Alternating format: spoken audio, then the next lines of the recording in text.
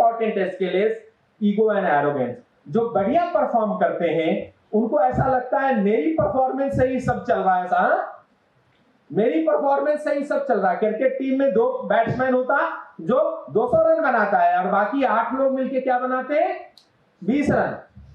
वो जो दो मिलके 200 बनाते हैं वो ऐसा सोचेंगे, ऐसा चलता नहीं, किसी दिन वो नहीं बनाते हैं।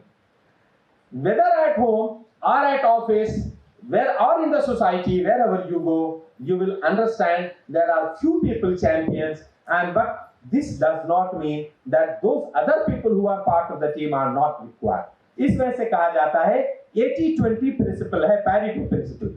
80% contribution comes from 20% of the contributors, and rest 80% contributors contribute only to the extent of 20%. But that does not mean कि ये 80% कंट्रीब्यूशन की जरूरत नहीं है, 80% कंट्रीब्यूटर की जरूरत नहीं है, सबकी जरूरत होती है। सबको बाउंड रखना है और सबको परफॉर्म करना ही है। तो ईगो किस बात की और एरोगेंस किस बात का? प्रोफेशनल लाइफ में ईगो एंड एरोगेंस की कोई गुंजाइश नहीं है। मैं बहुत बढ़िया काम कर रहा हूं, मुझे करना चाहिए था बहुत बढ़िया काम, तो मुझे कोई ईगोइस्टिक होना है, एरोगेंट होना है, इसकी कोई गुंजाइश नहीं है। ये नेक्स्ट लाइफ स्किल्स का हिस्सा है आपका। And very important is good and positive communication. Number 9, good and positive communication. How many of you, अभी मैंने पीछे बताया था कि we are so desperate to be understood by others that we forget to understand that we need to understand many other people.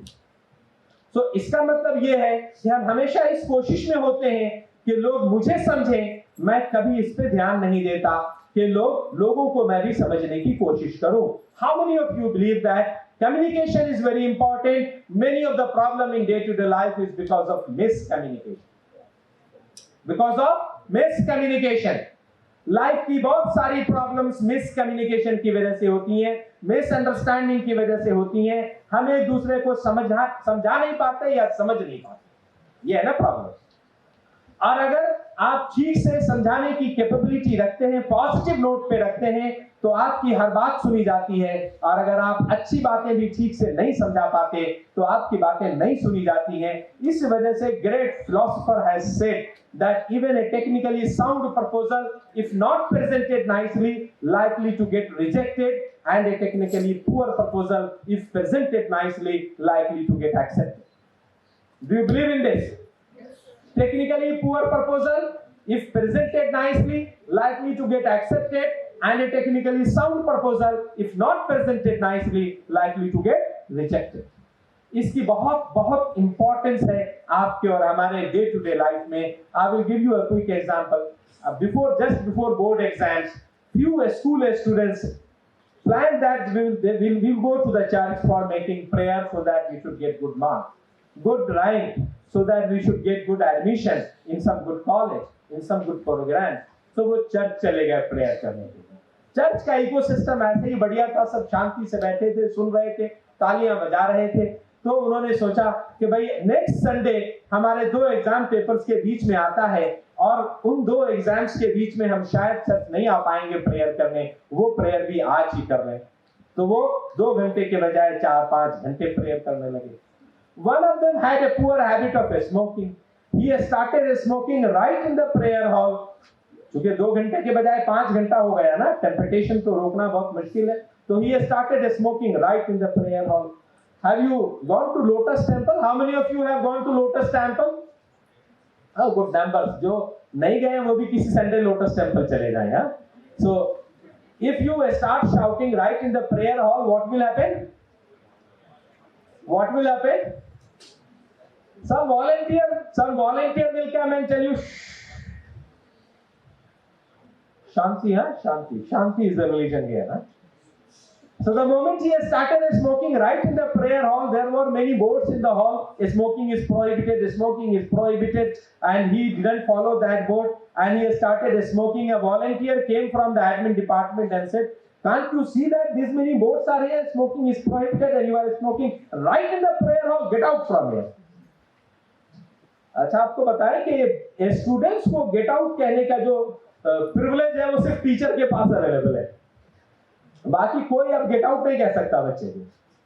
अब वो poor volunteer अगर prayer hall में कह दे गेट आउट तो बच्चा बाहर जाएगा। He started making argument. He said, why should I get out? Why? He said, so many boats. He replied that these boats are made on earth, not made in heaven. I will not follow any boats which are made on earth. Show me any boat which is made in heaven. But volunteer was very senior person. He said, look, you have two options. Graceful exit के लिए ना कुछ alternate रखना पड़ता है. The volunteer was that admin volunteer was very senior person. He had two options. He said, look, you have two options. Either you get out from this door, or the father is sitting next door. Go to the father, bring permission that you are smoking and be allowed in the prayer hall. I have no objection. He said, okay, I will go to the father and will bring permission. जब बच्चे को class से निकाला जाता है और बच्चा गुस्से में या डायरेक्टर के रूम में या एचओडी के रूम में आता है तो उसकी बॉडी लैंग्वेज से दिख जाता है कुछ तो आज गड़बड़ है. उसी बॉडी लैंग्वेज में वो फादर के पास गया और फादर कुछ काम कर रहे थे. Didn't ask any permission to enter in the room. Didn't ask permission to sit and started shouting and started asking question. Father ने ऐसा सर उठाया, चल कोई आ गया या? He started shouting, Father, can I smoke while making prayer? Father ने instant reply दिया, no, not at all. It's not allowed here. तब उसे याद आया, शेट, मुझे तो टीचर्स ने बताया था अपने से बड़ों से आर्गुमेंट नहीं करना. बी सामने से बी पोलाइट. उसे याद आया कि अब अगर आर्गुमेंट मैंने इससे ज्यादा यहाँ कर लिया तो ये सिक्योरिटी गार्ड बुलवाएंगे और धक्के के बाहर निकलवा देंगे. ही कहते हैं एक पांव से जाना और दूसरे पांव से वापस आना. He angrily returned back in the same body posture and came to the friends right in the prayer hall. Said the father is also like him only. He didn't appreciate my viewpoint. Didn't give me permission. Let's go out and we will say in our school that no one from this school should go to this church. It's so bad people. अब अभी थोड़ी देर पहले कह रहे थे बहुत अच्छा है, अब आके कह रहे हैं bad people है. Another friend who was in the same team, when he started smoking, he asked, look, there are so many boats, don't smoke, but he didn't accept his viewpoint. So he said now it is very humiliating that we are being kicked out from this church. So now all of you be here, let me go to the father and bring permission for all of us. He went to the father, but he was a very positive boy. He didn't go in that anger. तो वो बहुत polite गया, दरवाजे पे knock किया, ask permission, father may I come in please? Yeah, please come. Father, may I have a seat? Yeah, please have this seat. These seats are for you only. And then he asked, Father, one question is bothering me since long. Father asked, tell me what's your question? He asked, Father, can I make prayer while smoking? He changed the sentence, the construct of the sentence. समझे ना, पहले बच्चे ने क्या कहा था? Can I smoke while making prayer? And ये positive boy जब गया है, good and power of good and positive communication. When he is now asking, he didn't ask, can I smoke while making prayer? He asked, can I make prayer while smoking? Father replied, obviously yes. Every moment of your life, every breath of your life, you must be busy in prayer. And the most quality time of your life when you are busy in prayer. And then he asked politely, Father, since morning 9 a.m., 5 of us are making prayer in this church. One of my friend had a poor habit of smoking. He had started smoking. By now he has stopped smoking. And now we are being kicked out from this church. Father replied, no. I can see you people are great devotees. I will ask my volunteer to allow you to make prayer. And he came back with permission. And that's how a poet says that कौन सी बात कहाँ कैसे कही जाती है, कौन सी बात कहाँ कैसे कही जाती है, यह सलीका हो तो हर बात सुनी जाती है. क्लास में मरमरिंग होती है. ये 3 बच्चे जाएंगे, इंटरनल का डेट 2 दिन बढ़वा के आ जाएंगे. पता नहीं हम जो बाकी 50 लोग हैं, हम जाते हैं तो वो कल के बजाय आज ही इंटरनल होने लगता है और हमारे जाने से 2 यूनिट के बजाय 3 यूनिट का सिलेबस मिल जाता है. ये मरमरिंग क्लास में होती है. ये मरमरिंग इस वजह से नहीं होती है कि वो 3 बच्चों के फेसेस बहुत अच्छे दिखते हैं. वो 3 बच्चे ये जानते हैं कि टेक्निकली पुअर प्रपोजल कैसे मनवाना है, किस तरीके से हमें अपनी बात को प्रेजेंट करनी है, लॉजिक और रीजनिंग क्या होगी. ये अगर आपको आती है तो लाइफ में आपका कोई भी प्रपोजल कभी भी रिजेक्ट नहीं होगा. This is the power of good and positive communication. और यह वजह है कि हम एक दूसरे को मिसअंडरस्टैंड करते हैं और कभी भी हमारा प्रपोजल यस नहीं होता है. तो हम अच्छा कम्युनिकेशन डेवलप करेंगे. थक रहे हैं? कौन कौन थक गया भाई? जो जो normal day to day classrooms की एक्टिविटीज होंगी उनमें आपको सफिशिएंट अपॉर्चुनिटी मिलेगी प्रेजेंटेशंस के लिए। प्रेजेंटेशंस इसलिए नहीं होंगी कि आपको परेशान करना है, प्रेजेंटेशन की अपॉर्चुनिटी आपको इसलिए मिलेगी कि आप सफिशिएंट अपॉर्चुनिटी अवेल करके अपनी कम्युनिकेशन स्किल को इंप्रूवाइज करें। Be a good communicator, be a positive communicator, be a good influencer, so that whatever you present, whatever you speak, people should listen to you. ये हमेशा कहा जाता है, either you read good things, so written by many good people, or you do something on which the people love to write good things and many other people start reading it. तो ये skills जब आएगी, जब आप उसको practice करेंगे, तो यहाँ भारतीय विद्यापीठ के क्लासेस में आपको ये सफिशिएंट अपॉर्चुनिटी मिलेगी। नेक्स्ट, कितने लोग नकल कॉपी पेस्ट करेंगे? कंट्रोल सी कंट्रोल वी पता है सबको? वो कॉपी पेस्ट अलाउड नहीं है यहाँ। नहीं तो ऐसा होगा कि टीचर्स को सब बच्चे पहचान लेते हैं पहले 5 दिन में, और फिर जाके नीचे बताते हैं, एक जगह कहीं कैफेटेरिया में बैठेंगे, पता है ये 5 टीचर्स पढ़ा रहे, 3 टीचर्स बच के रहना बच्चे, 2 जेरोक्स मशीन वाले के पास से कॉपी लेना, कंट्रोल सी कंट्रोल वी की भी जरूरत नहीं है, अपना नाम का टाइटल पेज लगाना और प्रोजेक्ट सबमिट कराना, सब चलता है। किसका नुकसान कर रहे हैं आप ऐसा कह के? अपना कर रहे हैं, ऐसा कह के अपना कर रहे हैं। अगर टीचर से स्ट्रिक्ट हैं तो वो किसके लिए है? क्या उनको स्ट्रिक्टनेस से प्यार है? वो आपको अच्छा इंडिविजुअल बनना देखना चाहते हैं। हम ये चाहते हैं कि मेरा हर एक इंडिविजुअल अच्छा बने, लाइफ में सक्सीड करे, कैपेबल हो, जहां जाए वहां परफॉर्म करे, कहीं फेल ना हो। इसलिए हम स्ट्रिक्ट होते हैं। हमें स्ट्रिक्टनेस से प्यार है ऐसा नहीं है, स्ट्रिक्टनेस से ज्यादा आपसे प्यार है। लेकिन वो आपसे जो प्यार है वो हमें मजबूर कर रहा, आपके माता पिता हो या टीचर्स हो, जो आपके साथ स्ट्रिक्ट होते हैं, वो आपकी लाइफ को बेटर ट्रांसफॉर्म करना चाहते हैं, इस वजह से आपके साथ स्ट्रिक्ट होते हैं। तो कॉपी पेस्ट नहीं करना।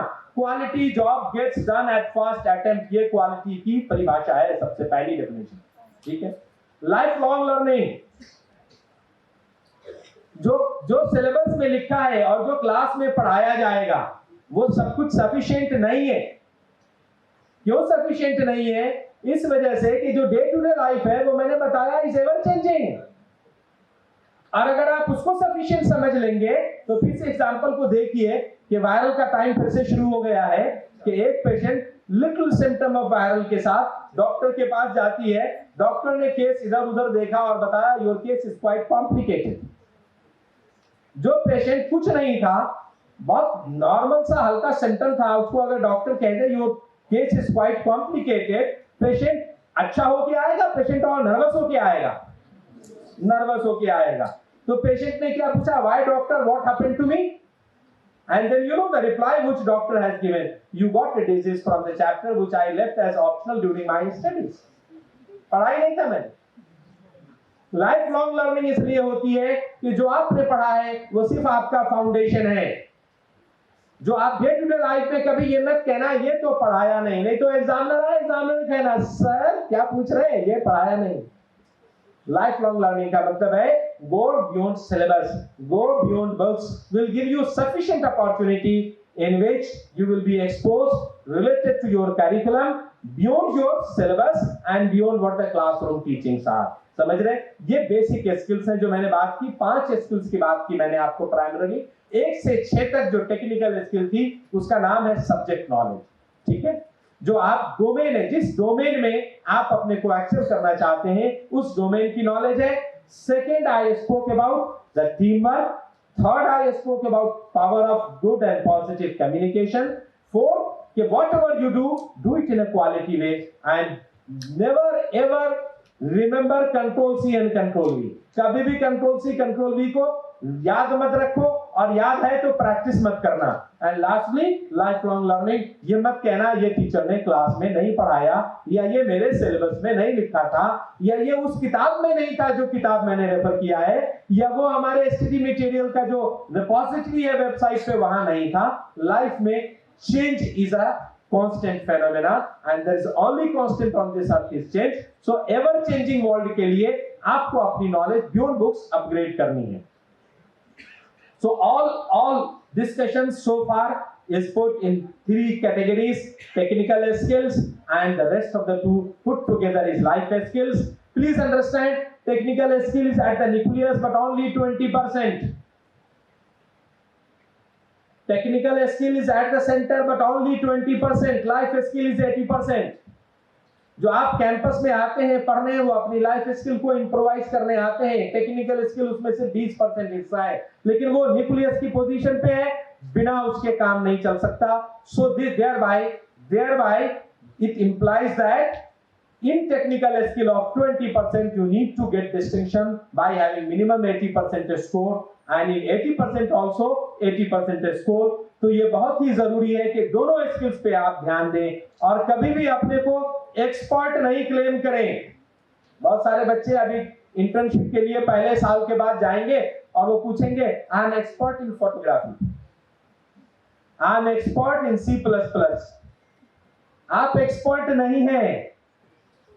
अगर आप अपने को एज एन एक्सपर्ट प्रोजेक्ट करेंगे तो बहुत दिक्कत आपको होने वाली है। बस वो क्वेश्चंस आपको एक्सपर्ट के हिसाब से पूछेंगे। I have learn to my level best, ये तरीका है। लेकिन फिर भी आपके लिए थंब रूल ये है कि आप जो अपना चुजन एरिया फिक्स करें उसको अच्छे से समझें। जरूरी नहीं है कि 10 एरिया हो आपके पास। अगर आपके पास 2-3 डोमेन्स आप नॉलेज के लिए आपने सेलेक्ट किया है, वो सफिशिएंट है, but know them the best. And the second important is कि थोड़ी बहुत अपने डोमेन से हटके मल्टी डिसिप्लिनरिटी की भी जानकारी रखिए।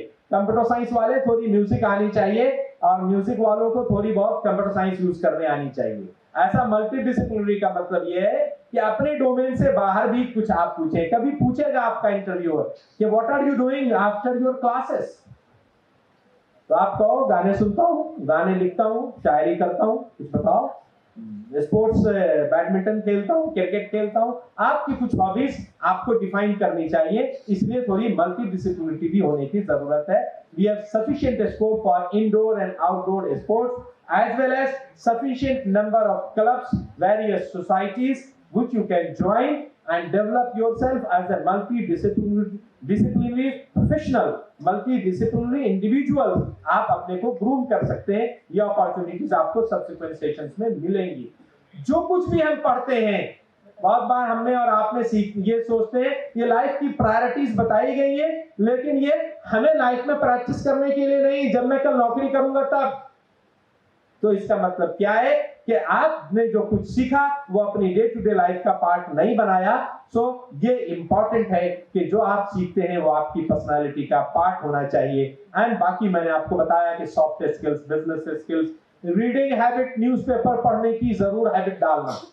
स्कूल वाले डालते हैं न्यूज़पेपर पढ़ने की हैबिट, वो कॉलेज आते बच्चा छोड़ देता है। न्यूज़पेपर पढ़ने से आपको करंट अफेयर और रीडिंग हैबिट्स दोनों आपको साथ में रहती हैं और वो लाइफ में आगे आपको बहुत काम आने वाली हैं। और नेक्स्ट आपका करियर ओरिएंटेशन बिल्कुल क्लियर होना चाहिए कि मुझे क्या बनना है, मेरी स्ट्रेंथ क्या है। इस कॉलेज के अंदर आपकी पहले 3 महीने में प्रोफाइल एनालिसिस हो जाएगी।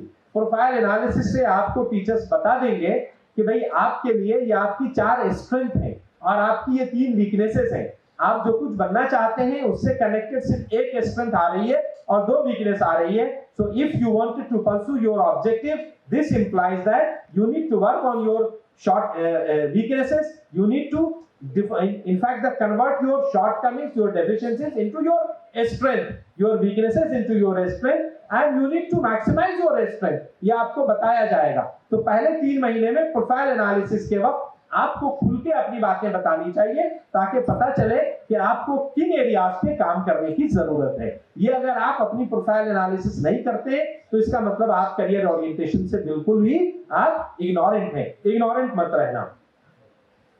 बहुत सारे लोग आएंगे आपको सब्सिक्वेंट सेशंस में, बहुत सारे लोग मिलेंगे आपको सोसाइटी और समाज में, वो कहेंगे बहुत रिसेशन है।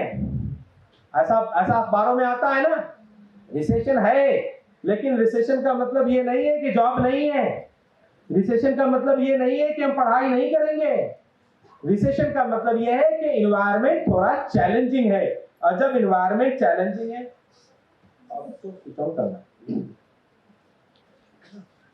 जब एनवायरनमेंट चैलेंजिंग है तो इसका मतलब यह है कि हमें और आपको ज्यादा मेहनत करने की जरूरत है। इसलिए मैं दो सर्कमस्टांसेस लेकर आया हूं। एक, जब इंडस्ट्री, जब economy booming period, booming growth में होती है तो क्या होता, और इकोनॉमी जब स्लो डाउन में होती है तो क्या होता है। जब इकोनॉमी बूमिंग पीरियड में है तो आप देखें बहुत सारे फ्रूट्स आपको ट्रीज पे मिलेंगे। मैंगो ट्री है, अभी अभी सीजन ऑफ हुआ मैंगो ट्री का, बहुत सारे मैंगो ट्रीज है, उनको बहुत सारे मैंगोज आपको दिखेंगे। लेकिन अगर वेदर ऑड हो, अगर इकोनॉमिक रिसेशन हो, तो इतना मैंगो दिखेगा नहीं दिखेगा, फिर ये दिखेगा। अब अगर इतना दिख रहा तो भारतीय विद्यापीठ से पढ़ने की बहुत ज्यादा जरूरत नहीं है। जस्ट 50-55% वालों को भी जॉब मिलेगी, क्योंकि आसानी से फ्रूट्स तोड़ सकते हैं ना। You can pluck any mango and ये देखिए छोटा छोटा बच्चा विदाउट किसी आर्ट, किसी टूल के, किसी नॉलेज के, ही कैन प्लक। लेकिन अगर इकोनॉमिक रिसेशन है तो ये सर्कमस्टांसेस होंगे। Now can you get fruit from here? आपसे भारतीय विद्यापीठ में पढ़ने वाले को मिलेगा। तो हम अगले पीरियड में इतना आपको सिखाएंगे, even in this situation, during economic recession, during slow down, you should be competent enough to get the fruit which are not in abundance now. Difference ये होता है कि जब इकोनॉमिक सिचुएशन स्लो डाउन में है तो जो कंपनीज आएंगी वो एक्सपेक्ट करेंगी कि मैं 80% एंड अबव परफॉर्म करने वाले बच्चे को, मेरे टेस्ट में जो 80% एंड अबव परफॉर्म करे उनको लो। जब इकोनॉमिक बूमिंग सिचुएशन से गुजर रही तो वो सोच रहे हैं कि मैं 50% एंड अबव वाले सबको ले लूं। This implies what? When there is a recession, we need to work hard. That is the only difference which you need to understand. ऐसा नहीं सोचना कि जॉब है ही नहीं तो हम पढ़ के क्या फायदा, कुछ फायदा नहीं जी, उनको नहीं मिल रहा, उनको नहीं मिल रहा, उनको नहीं मिल रहा, लेकिन आपको मिलेगा, आपको हर अपॉर्चुनिटी मिलेगी। ये अलग बात है कि आपको कैपेबल होना पड़ेगा यहां से फ्रूट्स लेने के लिए, न कि ऐसी सिचुएशन में आप एक्सपेक्ट करते रहे। ऐसी सिचुएशन हमेशा नहीं होती है। तो ये दोनों में डिफरेंस है जो आपको याद रखना है। नेक्स्ट इंपॉर्टेंट मैसेज आपको ये देना चाहता हूं, आजकल एक कल्चर हो गया, एक हैबिट हो गया, एक प्रिवेलिंग सिचुएशन है, कुछ भी देखा फटाफट पिक लिया और फेसबुक पे डाला या इंस्टा पे डाला। डालिए, बहुत अच्छी बात है, जितना भी सोशल मीडिया में सबसे कनेक्टेड रहिए, मगर ये याद रखिए कि आप जो कुछ भी पब्लिक डोमेन पे सोशल मीडिया में डाल रहे हैं वो कोई तो मॉनिटर कर रहा है और आपके हायरिंग प्रोस्पेक्ट को निगेटिवली अफेक्ट कर रहा अगर आप निगेटिव न्यूज डालते हैं, और आपके हायरिंग प्रोस्पेक्ट को पॉजिटिवली इंपैक्ट कर रहा अगर आप पॉजिटिव और कंस्ट्रक्टिव न्यूज डालते हैं। ये आपके ऊपर डिपेंड करता है कि आप अपनी पर्सनालिटी को एज नेगेटिव इंडिविजुअल प्रोजेक्ट करना चाहते हो और अपने हायरिंग प्रोस्पेक्ट को रिड्यूस करना चाहते हैं, या आप इसको इम्प्रोवाइज करके अपने को एक कंस्ट्रक्टिव और पॉजिटिव इंडिविजुअल प्रोजेक्ट करना चाहते हैं। So how social you are and what are you posting are going to create a major bottleneck or a major facilitator in your hiring mechanism, because many of the organization before interviewing you goes back and finally they understand कि आपने पिछले 2 साल 3 साल में social media पे negative projections किए हैं या पॉजिटिव किए हैं। ये बहुत इंपॉर्टेंट है। एंड नॉट ओनली दिस, आपके मैट्रिमोनियल प्रोस्पेक्ट भी इससे अफेक्ट होते हैं। आजकल वो एनालिटिक्स भी जनरेट हो रही हैं। So be careful what are you posting, and this is the newspaper report which I have shared with all of you. These are few glimpses. Our founders visit in Delhi campus. Few other glimpses of the activities. You will get sufficient number of activities in the campus which will help you to polish your skills, to exhibit your teamwork, to your communications, etc. And not only the technical events but also the cultural events. And if you see the cultural events, it co-curricular, extracurricular, all. It talks about cricket matches, talks about health checkup camps, talks about many of your cultural programs in the campuses. Not only this campus will give you enough opportunity to get connected with the fellow students at other campuses as well. And in that case, if you are performing well, your registration fees being charged by other campuses can also be paid by the college, right?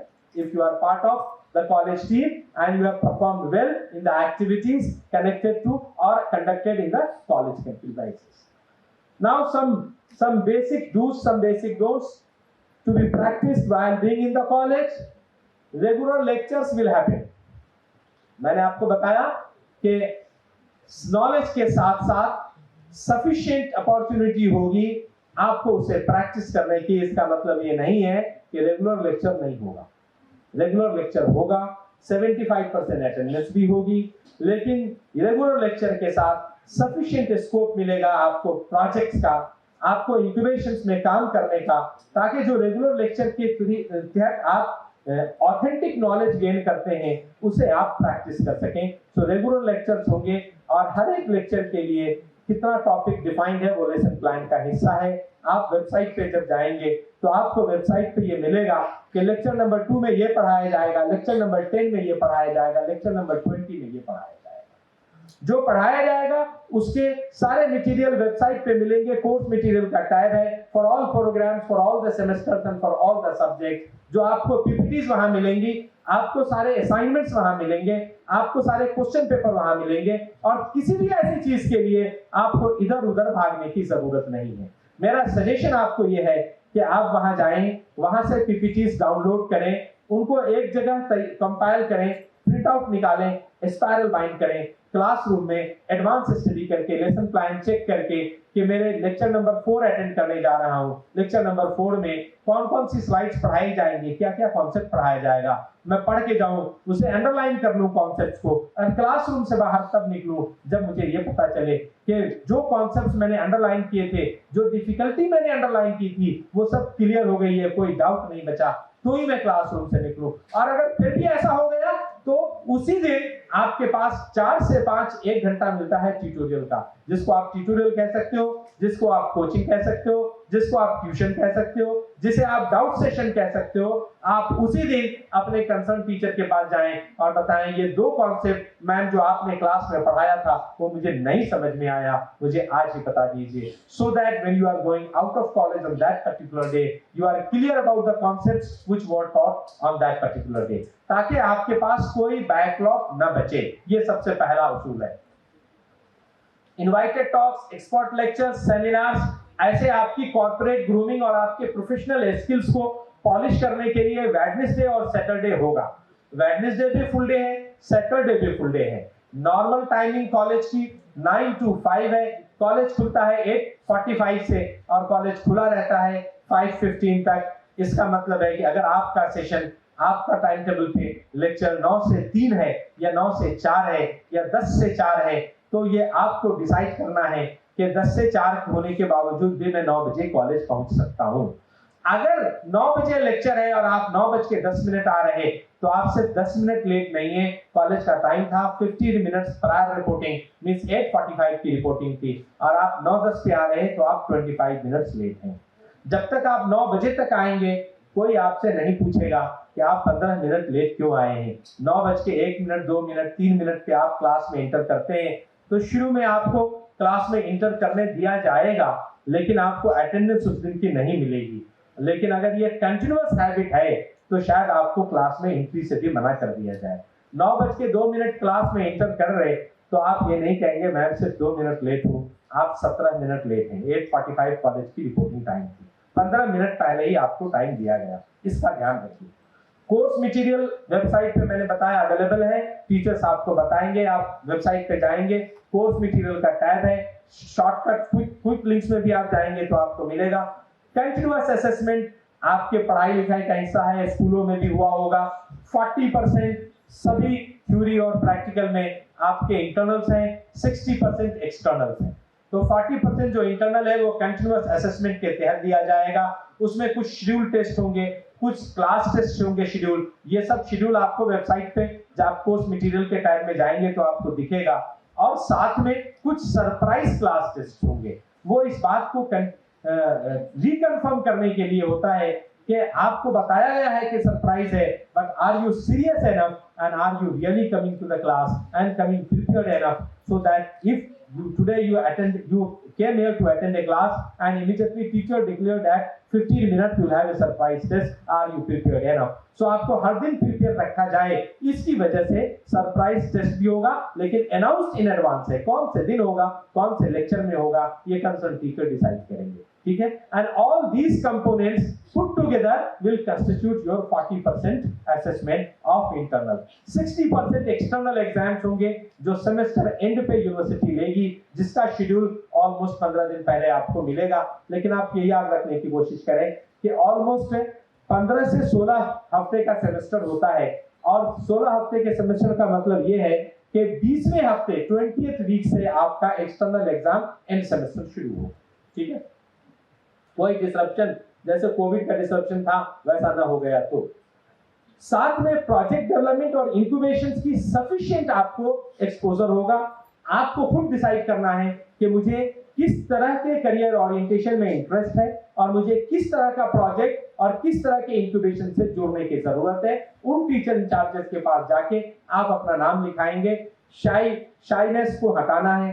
Introvert है तो वो धीरे धीरे extrovert नहीं बनिए, लेकिन आप कम से कम जो कुछ आपको आता है उतना क्रेडिट लेने के लिए आपको कम्युनिकेट करने की कैपेबिलिटी होनी चाहिए। तो आपको खुद डिसाइड करना है कि कौन से इंक्यूबेशन में आपको जाना है। नहीं तो आपकी प्रोफाइल एनालिसिस के बाद टीचर्स आपको बताएंगे you should go here and you should go here. Extra curricular activities मैंने बताई कि होती है। स्टूडेंट टीचर वॉटशिप स्कीम एक है, जिसके तहत 15 से 25 बच्चे एक टीचर की मेंटरशिप में होंगे। तो आप अपने मेंटोर के पास अपनी प्रोफेशनल प्रॉब्लम, अपनी पर्सनल प्रॉब्लम, अपने एकेडमिक इश्यूज डिस्कस कर सकते हैं। आपने अगर आप नहीं भी गए तो भी टीचर आपको बुला के पूछेंगे कि बेटा आप पहले टेस्ट में तो बहुत अच्छा कर रहे थे, दूसरे टेस्ट में आप क्यों नहीं अच्छा कर रहे।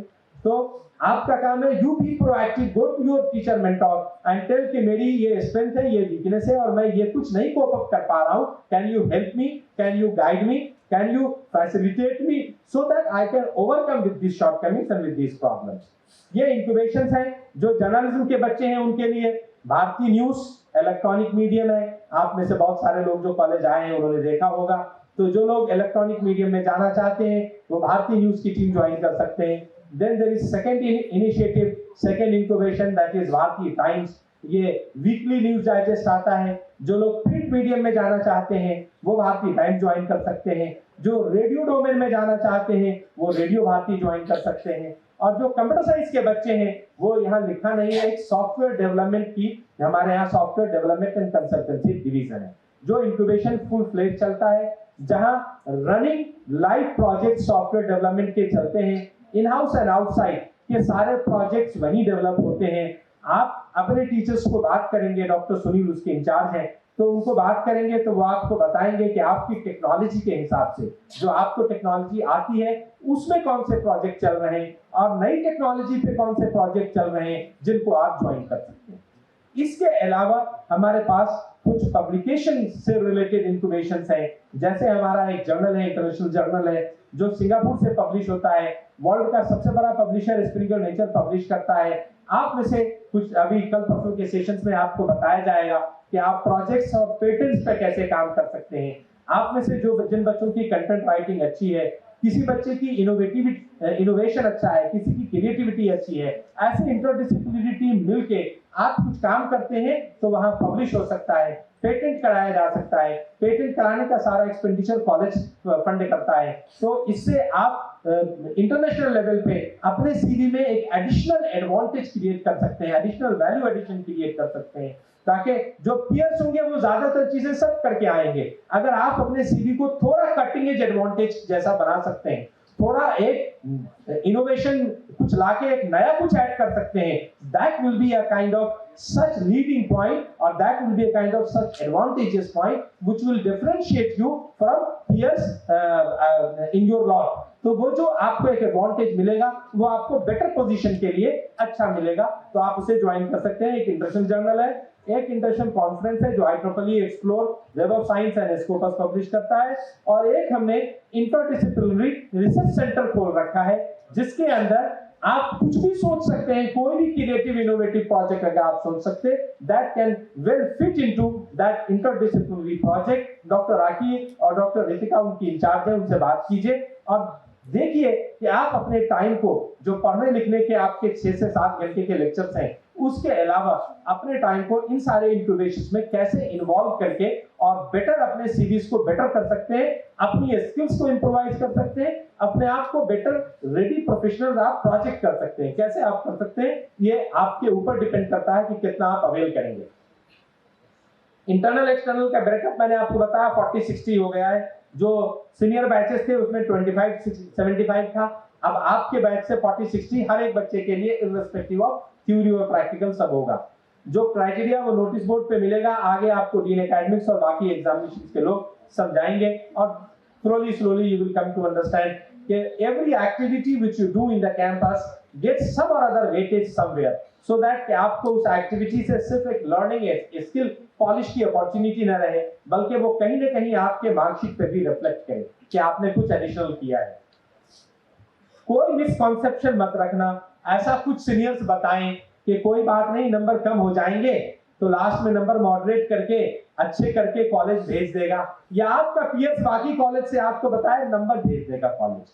अगर हमें ऐसा लगा कि आप डिजर्विंग नहीं है तो आपको रोकना पड़ेगा हमें, क्योंकि बहुत फेमस कपलेट है कि खुदी को कर बदल जितना कि हर तकदीर से पहले खुदा बंदे से खुद पूछे बता तेरी रजा क्या है। मॉडरेशन का भी हक ऐसा है ना कि आप कैपेबल होने चाहिए। अगर आपके नंबर 12 आते हैं 40 में और मैंने 10 नंबर का मॉडरेशन कर दिया तो आपके 22 रहेंगे, और अगर आपके नंबर 32 आते हैं और 10 नंबर का मॉडरेशन किया तो आप 40 पे रुकेंगे।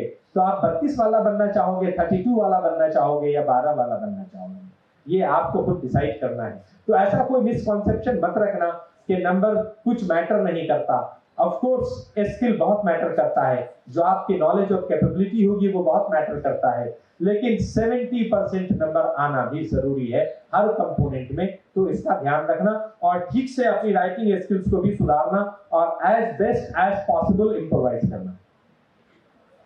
वेडनेसडे और सैटरडे जो एक्टिविटी है, अगर उस दिन क्लास शेड्यूल्ड नहीं है, सारी कॉर्पोरेट ग्रूमिंग की एक्टिविटी है, तो आप ये मत सोचना कि आज की अटेंडेंस की वैल्यू नहीं है, उस दिन की अटेंडेंस की वैल्यू भी है। और ज्यादा इस वजह से है कि जो क्लास में पढ़ाया गया वो उसके लिए आपके पास सप्लीमेंट्री मटेरियल हमारी वेबसाइट पे अवेलेबल है, गूगल बाबा पे अवेलेबल है। लेकिन जो कॉर्पोरेट ग्रूमिंग के वेडनेसडे और सैटरडे के सेशंस हैं, उनके लिए कोई मटेरियल कहीं अवेलेबल नहीं है।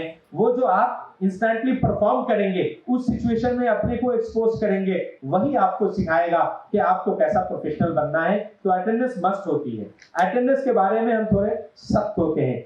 कॉलेज भी weekly evening technical sessions webinars करता है शाम में 6 से 7, जो आप घर बैठे अपने मोबाइल से अटेंड कर सकते हैं, अपने लैपटॉप से अटेंड कर सकते हैं, अच्छे क्वेश्चन पूछ सकते हैं। और बहुत सारी और ऑर्गेनाइजेशंस एजेंसीज हैं जो टेक्निकल नॉलेज के पर्पस से ऑनलाइन सेशंस करती हैं। हर सेमेस्टर में 15 ऐसे सेशंस आपको अटेंड करने हैं, उनके सर्टिफिकेट्स भी संभाल के रखने हैं। ये आपके सीवी की वैल्यू बढ़ाता है, आपके नॉलेज को बढ़ाता है, आपके मल्टीडिसिप्लिनरिटी को दिखाता है, आपके पैशन और हॉबी लर्निंग में आप इन्वेस्ट कर रहे हैं, इसको रिफ्लेक्ट करता है। ये जरूरी है। तो 15 मिनिमम आपको हर सेमेस्टर में अटेंड करना है, चाहे इन हाउस चाहे outside, that depends upon you based on your interest.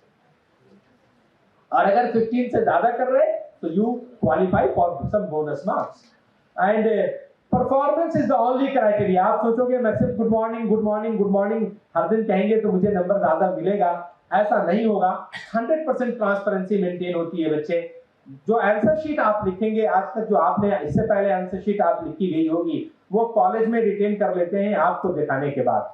यहाँ सिस्टम हमने ये इंट्रोड्यूस किया है 100% ट्रांसपेरेंसी मेंटेन करने के लिए कि आपके जो भी एग्जाम्स होंगे 1 हफ्ते के अंदर उसके मार्क्स चेक एसेस करके आपको बताए जाएंगे।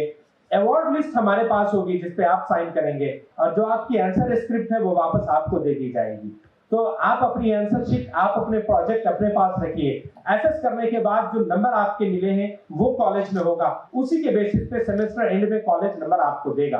तो ट्रांसपेरेंसी इस लेवल तक की है कि x की कॉपी y देख सकता है, y की कॉपी z देख सकता है और z की कॉपी वापस x देख सकता है। तो ऐसी कोई मिसकॉन्सेप्शन नहीं है। जो आप आंसर शीट पे लिखेंगे वो एक एक वर्ड आपका इवैल्यूएट होगा और उसी के बेसिस पे आपकी इवैल्यूएशन क्राइटेरिया डिपेंड करेगा। तो इसका पूरा ध्यान रखना बच्चे। यूनिफॉर्म, देखो आप में से बहुत सारे बच्चे यूनिफॉर्म में बैठे हैं, मैं आपके यूनिफॉर्म में आया हूं आज। ये शर्ट है और नेवी ब्लू ट्राउजर है, मैंने एक जैकेट डाली है। आप विंटर में नवंबर से लेके और फरवरी तक आपको ब्लेजर डालना, इसी जो ट्राउजर है इसी कलर का जो आपको कोट ब्लेजर डालना कंपलसरी है। कॉलेज में एक वेंडर आइडेंटिफाई किया है जो सिर्फ फैब्रिक देता है, कुछ लोगों ने लिया है। जो बाकी लोग हैं वो आज से लेके और 16 से पहले तक जो ऑफिस के साथ डेल्फी हॉल है वहां आप ले लें उससे। ये कंपलसरी नहीं है कि आप उससे लें, आप बाहर से भी ले सकते हैं। आप बहुत बेटर रेमंड्स का लेना चाहते हैं ले लें, लेकिन ये याद रहे 100% कलर मैच करना चाहिए। क्लासरूम में दो शक्ल का बच्चा दो ड्रेस में नहीं दिखना चाहिए। यूनिफॉर्म का पर्पस ये नहीं है कि आपको बांधना है किसी स्पेसिफिक सिस्टम में, बल्कि आपको एक प्रोफेशनल रिफ्लेक्ट करवाना है। डे वन से आपका परसेप्शन प्रोफेशनल जैसा होना चाहिए, आपकी सोच, आपके बिहेव करने का तरीका एक प्रोफेशनल जैसा होना चाहिए। आप सोचें मैं कुछ पढ़ने आया हूँ, कुछ सीखने आया हूँ। वो जैसे ही एक यूनिफॉर्म डालते हैं आपको उसका रिस्पेक्ट करने आता है कि मैंने एक यूनिफॉर्म डाला है, इसका मैं रिस्पेक्ट करूंगा। आप अगर मीडिया इंडस्ट्री में देखें, किसी एंकर को बिना यूनिफॉर्म के न्यूज रूम में नहीं देखा होगा, या इतने सारे G20 में लीडर्स आ गए, आपने बिना यूनिफॉर्म के या बिना प्रॉपर ड्रेस कोड के किसी लीडर्स को नहीं देखा होगा। तो 4 डेज अ वीक आपको यूनिफॉर्म डालना मस्ट है। ये यूनिफॉर्म का नाम हमने यूनिफॉर्म से बदल के ड्रेस कोड डाला है। यूनिफॉर्म ऐसा लगता है कि किसी एमपीएस स्टाफ, मल्टीटास्किंग स्टाफ का है, मल्टीटास्किंग स्टाफ का नहीं है। ये ड्रेस कोड है, जिस ड्रेस कोड को हम ऑनर करेंगे, अपने को एज ए प्रोफेशनल फील करेंगे, वो हमारे परसेप्शन को बदलेगा। और जो परसेप्शन हमारा होता है मोर और लेस हम उसी लाइन में काम करते हैं। 4 days a week मस्ट है, डेज भी डिफाइंड है, Monday, Tuesday, Thursday and Friday. Rest of the 2 days means Wednesday and Saturday. अगर कोई मेजर एक्टिविटी नहीं है या मेजर कोई कॉर्पोरेट ग्रूमिंग प्लान नहीं हुई है या टीचर्स ने कोई कंपल्शन नहीं किया है, तो आप informal dresses but decent dresses जो आपके हैं वो अगले 2 साल और 3 साल में आप कंज्यूम कर सकते हैं, यूज कर सकते हैं, बाकी के 2 दिन में। और जो डेडलाइन है, चूंकि यूनिफॉर्म रेडी है आपका, आप इमीडिएट लीजिए। और उसकी डेडलाइन है 25 सितंबर तक। सब लोग 27 से जब आप आएंगे कॉलेज में तो 100% क्लास यूनिफॉर्म में दिखनी चाहिए। आईडी कार्ड साथ होना चाहिए और टाई भी लगी होनी चाहिए ताकि आप बिल्कुल प्रोफेशनल दिखें, डे वन से दिखें। और जो भी हमारे पास कॉर्पोरेट्स लोग आए वो देखें वाओ, जो मुझे जिस तरीके का बच्चा चाहिए था वो यहाँ मौजूद है। भाई इनसे बस कुछ क्वेश्चन पूछ रहे हैं और डिसाइड करना है कि इनमें से कितने लेके हमें जाने हैं हमारी ऑर्गेनाइजेशन में। 75% अटेंडेंस कंपलसरी होती है, इसका ध्यान रखना। इसमें 5% कंडोनेशन है जो मेरे पास अथॉरिटी है, मैं बिना कोई मेडिकल सर्टिफिकेट लेके आने की जरूरत नहीं है। वो 50 रुपए से 500 रुपए डॉक्टर को मत देना, फर्जी सर्टिफिकेट मत बनाना, आके बताना सर 5% कंडोन करने के लिए रिक्वेस्ट करने आया हूँ, एक एप्लीकेशन मैं कर दूंगा, सबके लिए करूंगा। लेकिन 70% से नीचे अगर अटेंडेंस होती है और आप आके कहते हैं कि मेडिकल रीजन था, तो मेडिकल रीजन आपका 30% में एकोमोडेट करना है। इसके साथ ही आपको ये याद रखना है कि 70% से कम अटेंडेंस होती है तो you may gate detained from the end semester examination. इसलिए मिनिमम 70% बॉटलनेक आपकी मेंटेन करके हमेशा चलनी है। पूरे सेमेस्टर में आपको 5 कैजुअल लीव मिलने वाली है, मींस पूरे साल में 10 कैजुअल लीव मिलती है। आपने सुना होगा, देखा होगा, पेरेंट्स अगर सर्विस में है कि पेरेंट्स को कैजुअल लीव मिलती है, पेरेंट्स को मेडिकल लीव मिलती है, पेरेंट्स को अर्न लीव मिलती है, बहुत सारी छुट्टियां मिलती हैं। आपको अर्न करने वाली कोई छुट्टी आपकी है नहीं। मेडिकल के लिए 30% पहले ही आपकी वेव ऑफ कर दी है, तो आपके लिए 5 कैजुअल लीव परमिसेबल है। और 5 कैजुअल लीव का बेनिफिट ये है कि अगर आप इन एडवांस सैंक्शन करा के कैजुअल लीव लेंगे, मतलब अगर आपको ऐसा पता है कि वेडनेसडे मैं कॉलेज नहीं आ पाऊंगा, तो आप अपने कंसर्न एचओडी के पास जाइए, अपने क्लास टीचर के पास पहले जाएं, फिर एचओडी के पास जाएं और परसों की वेडनेसडे की एप्लीकेशन साइन करा के अप्रूवल ले लें, तो आपकी वो कैजुअल लीव मानी जाएगी। एंड ऐसी अगर आप 5 और less than 5 leave in entire semester of 15 weeks आपने लिया है, तो वो आपकी टोटल क्लास से माइनस कर दिया जाएगा और आपकी अटेंडेंस 100% होगी। इसका मतलब ये है कि आप 5 दिन एब्सेंट रहने के बावजूद विद प्रायर अप्रूवल अपनी अटेंडेंस 100% मेंटेन कर सकते हैं। 100% अटेंडेंस वाले बच्चों को हर सेमेस्टर के एंड पे यहाँ सर्टिफिकेट भी मिलता है। 100% अटेंडेंस वाला एक क्लब है जो आप ज्वाइन कर सकते हैं। नहीं, अगर आपने कानून हाथ में उठाया कि जब मेरी मर्जी है कॉलेज आऊंगा, जब मेरी मर्जी है घर पे सोऊंगा, जब मेरी मर्जी है मॉल में घूमने जाऊंगा, तो बच्चे पे बहुत मुश्किल हो जाएगा। ये हो जाएगा कि आपको टीचर हर दिन पूछेंगे, हर 2 एब्सेंट के बाद आपके घर पे फोन चला जाएगा कि ये बच्चा क्लास नहीं आ रहा। अगर एक हफ्ता ऐसा हो गया तो पेरेंट्स को कॉलेज में बुला लिया जाएगा। पर्पस ये नहीं है कि आपके एब्सेंस से हमें दुख है, पर्पस ये है कि हम जो आपको बनाना चाहते हैं, अगर आप कंटिन्यूटी से कॉलेज अटेंड न करें तो आप वो बनना, वो ऑब्जेक्टिव अटेंड करना, वो ऑब्जेक्टिव को हासिल करने में कुछ तो प्रॉब्लम रह जाएगी। हम नहीं चाहते कि एक भी बच्चा मेन स्ट्रीम से छूट के कोई पैसेंजर लाइन पे आ जाए और जो ऑब्जेक्टिव, डिजायर्ड ऑब्जेक्टिव था उससे पीछे रह जाए। इस वजह से हम ये काम करते हैं कि दूसरे 2-3 एब्सेंस के बाद आपके घर पे फोन कर देंगे, 1 हफ्ते की एब्सेंस के बाद आपके पेरेंट्स को बुला लेंगे और ये समझने की कोशिश करेंगे कि where are we going wrong, problem क्या है कि आप क्लास अटेंड करना नहीं चाहते हैं। अगर आप सचमुच ऐसा चाहते हैं कि कभी कभार आ जाए 10-20% अटेंडेंस है, तो हम आपको ये सजेस्ट करेंगे कि एडमिशन कैंसिल करा लो। डिस्टेंस लर्निंग ऑनलाइन वाले बहुत सारे इंस्टीट्यूशंस हैं, वहां ज्वाइन करो, क्योंकि अपना टाइम भी वेस्ट मत करो, अपने पैसे वेस्ट मत करो और कॉलेज के ब्रांड को मत खराब करो। अगर हम ऐसा करें तो फिर जो ब्रांड हमने तैयार किया है, जिस ब्रांड के नाम की वजह से आप अभी बिना कुछ सोचे समझे आए हैं कॉलेज में, जिस ब्रांड ने आपको अट्रैक्ट किया है यहाँ आने का, वो आने वाले दिनों में डाइल्यूट हो जाएगा। और इस वजह से मैं हमेशा कहता हूँ, BBICAM का जो स्टूडेंट होता है उसके ऊपर एक कोहिनूर का ताज लगा होता है। समझ रहे आप, कोहिनूर का ताज है कि बहुत पढ़ने वाला है, अच्छा बच्चा है, डिसिप्लिन है, प्रोफेशनल है, उसकी पर्सनालिटी से उसकी क्वालिटी रिफ्लेक्ट होती है। अगर आप इस ताज को गिराना तो दूर, टेढ़ा भी करेंगे तो हम हरकत में आ जाते हैं। हरकत में इसलिए आ जाते हैं कि जो 21 बैचेस गुजरे हैं उनको बहुत दुख होने लगता है कि हमारा ब्रांड खराब हो जाएगा, हमारा नाम खराब हो जाएगा। ये बच्चा जो आ रहा, ये जिस ऑब्जेक्टिव के तहत आया वो ऑब्जेक्टिव पूरा नहीं होगा। 3 साल के बाद ऐसा होगा कि बच्चा ऐसे कहेगा कि हम चले तो थे ट्रेन में, 12 घंटे का सफर था, डेस्टिनेशन 24 घंटा हो गया, नहीं आया। ऐसे आप कहेंगे 3 साल का कोर्स पूरा हो गया, जो अचीव करना था वो मिला नहीं। तो ऐसा मत करना, हमेशा कोशिश करना कि आप टाइम पे रहो और आप पंक्चुअल रहो। और कभी कोई जेन्युइन एब्सेंस होने वाली है तो 5 दिन आपको 15 हफ्ते के सेमेस्टर में 5 दिन कैजुअल लीव दे रहा हूं, उसके साथ आप 100% अटेंडेंस मेंटेन कर सकते हैं। और उसके बाद भी 30% आपको ऑप्शन दिया है, social commitment, family commitment, your medical reasons etcetera etcetera etcetera सब डील करने के लिए 70% अटेंडेंस सिर्फ देनी है आपको। जितनी भी एक्टिविटी है सब में अटेंडेंस मस्ट होती है, सिर्फ स्टाफ के लिए नहीं बल्कि सारे स्टूडेंट जो BBICAM के स्टूडेंट्स हैं उनके लिए बायोमेट्रिक मशीन लगी है, फेस रिकॉग्निशन की। ऑटोग्राफ देते हैं ना, अब ये फेस ऑटोग्राफ देना है। सुबह आने के बाद पहला काम है कि आप एक तो वेलिंग टाइम रिपोर्ट करें और रिसेप्शन पे, ऑफिस के फ्लोर पे, ग्राउंड फ्लोर पे बायोमेट्रिक मशीन लगी है। इस 1 हफ्ते के अंदर आपका रजिस्ट्रेशन उसमें हो जाएगा। आप वहां जाएं और machine should identify you, should say you thank you so much. तो वो थैंक यू सो मच कहे, इसका मतलब यस आपकी अटेंडेंस हो गई।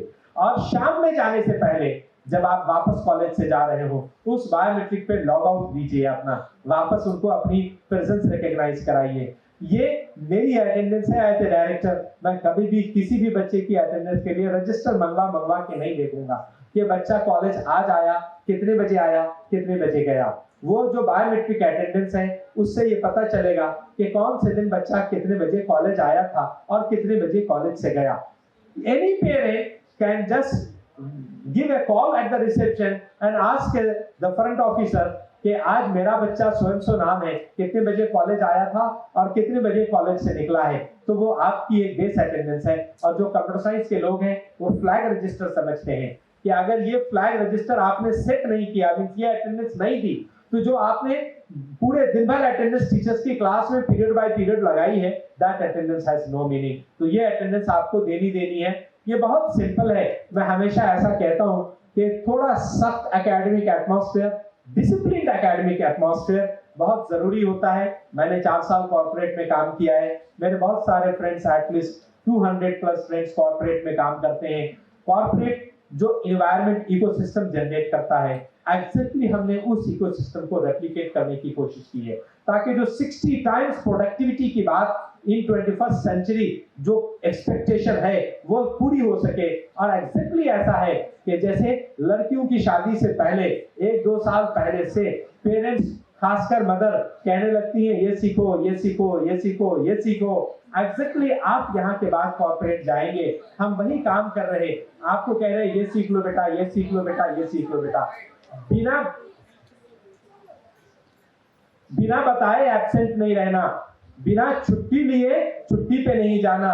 तो जो कॉर्पोरेट कल्चर है उसे रेप्लिकेट करने की, उसे एमुलेट करने की कोशिश की है और उस सिचुएशन के तहत आपको एक्सपोज कर रहे हैं। कल आप जब कॉर्पोरेट में जाएं और वो आपको कहें ये कंपलसरी है, ये कंपलसरी है, ये कंपलसरी है, आप उनको बताओ सर मैं बीवीआई कैंप का स्टूडेंट हूँ, भारतीय विद्यापीठ न्यू दिल्ली कैंपस से आया हूँ, ये सब मुझे पिछले 2-3 साल में सिखा दिया गया है। आपको मुझे कहीं ऐसी सिचुएशन में ऐसा नहीं लगेगा कि मैं नॉविस हूं और नया आया हूं, मैं सब सिखा के आया हूं। आप जिस एनवायरनमेंट में मुझे, जिस इकोसिस्टम में देंगे, I will perform the best. ऐसा होना चाहिए। आपको इंडस्ट्री के ड्रेस कोड, टाई लगा के आना है तो यस सर, 4 दिन टाई लगाई थी हमने, 4 दिन यूनिफॉर्म में था। आपको इंडस्ट्री के टी शर्ट में आना है, आपके यस सर 2 दिन टी शर्ट में आए थे।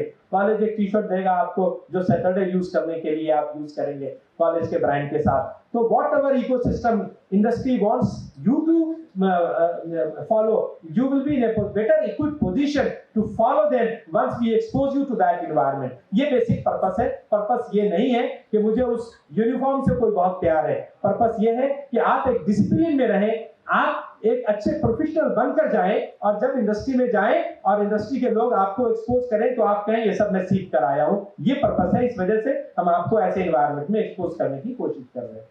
मोबाइल फोन कैंपस में लाना अलाउड है, पॉकेट में रखना अलाउड है, लेकिन जैसे मेरा मोबाइल फोन नहीं बज रहा वैसे आपका भी अभी नहीं बज रहा, वैसे आप साइलेंट करके अपने पॉकेट में रख सकते हैं, अपने बैग में रख सकते हैं। और जब आपको लेक्चर में ऑफिशियल ब्रेक मिलेगा, 15-15 मिनट 2-2 लेक्चर के बाद ब्रेक मिलेगा, 45 मिनट्स के आसपास आपको लंच ब्रेक मिलेगा।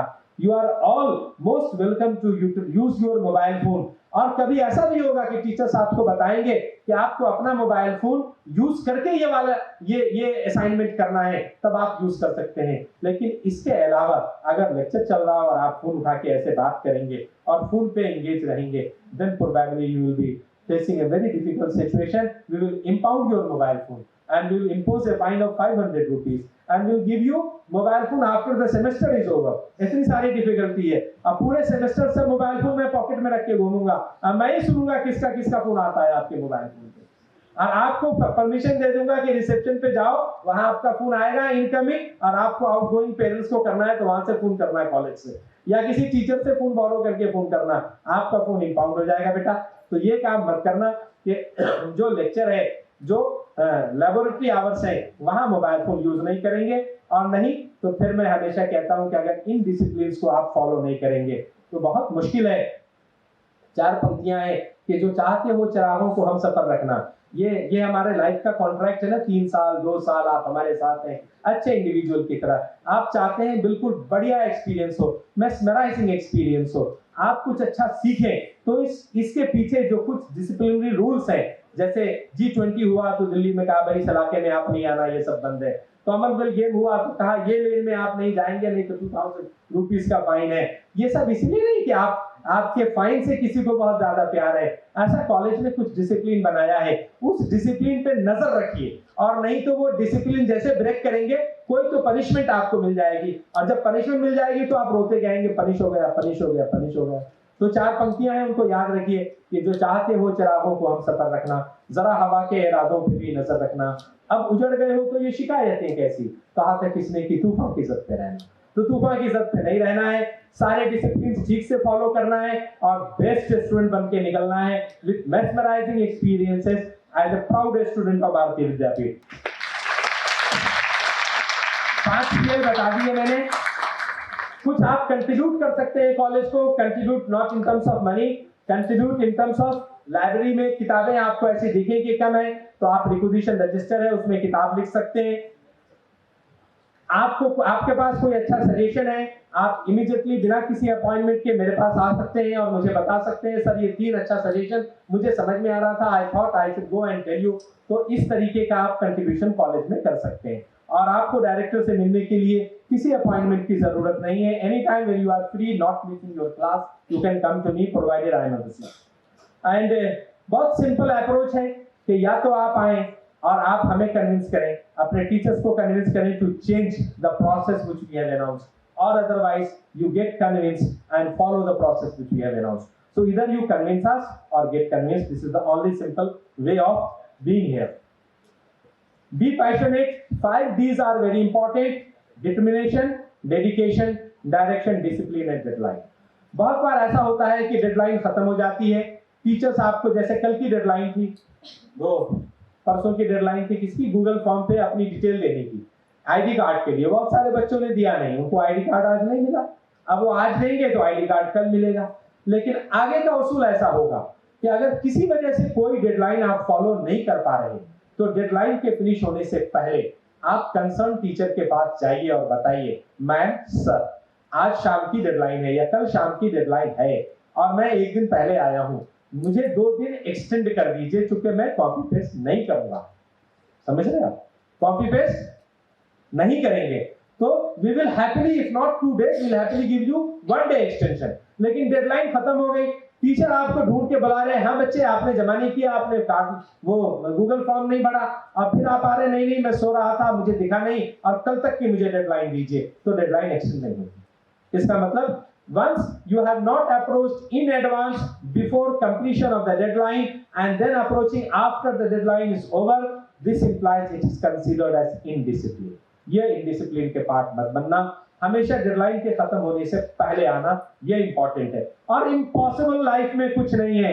इम्पॉसिबल डिक्शनरी में कैसे लिखा जाता है, आई एम पॉसिबल। पॉजिटिव रहो, गुड फाइंडर रहो। छोटी मोटी गलतियां दिखती हैं तो वो इन हाउस इंटरनली डिस्कस कर सकते हैं, इन हाउस बैठ के देख सकते हैं। Keep attitude of gratitude. आपके पेरेंट्स ने आपको इस लायक बनाया है कि आप इस best possible college of Delhi आए हैं। Be grateful to your parents, be grateful to your society, be grateful to your teachers, be grateful to your institution. अगर आप सबकी कमियां निकालने बैठेंगे तो you will become a fault finder, negative बन जाओगे। लाइफ में निगेटिव नहीं, पॉजिटिव बनने की कोशिश करनी है। तो be good finder instead of being the fault finder. और हर बच्चा डाइवर्स होता है, हर बच्चे का लर्निंग प्रोफाइल और लर्निंग बैकग्राउंड अलग होता है। ये ऐसा जरूरी नहीं है कि सबको टीचर ही पढ़ाएंगे। आपको लगता है मुझे अपने फेलो कलीग की मदद करनी चाहिए, मुझे अपने फेलो कलीग के लिए ये सब्जेक्ट एक्सप्लेन करना चाहिए, do that, help each other to solve the difficulty, help each other to solve the problem. ये आप कर सकते हैं। क्वेश्चन पूछना क्लास में अलाउड है। कभी भी आपको कोई भी क्वेश्चन हाउएवर डम और सिली समझ में आए, पूछ लेना। क्वेश्चन पूछने में हेजिटेट करने की जरूरत नहीं है।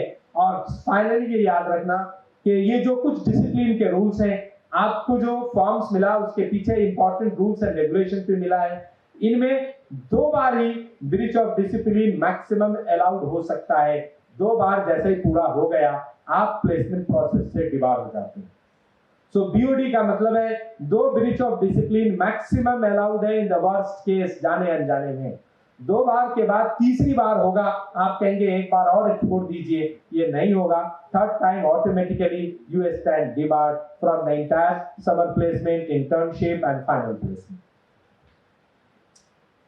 एडवांस स्टडी करके आना, मैंने बताया अपने डाउट्स, अपनी डिफिकल्टी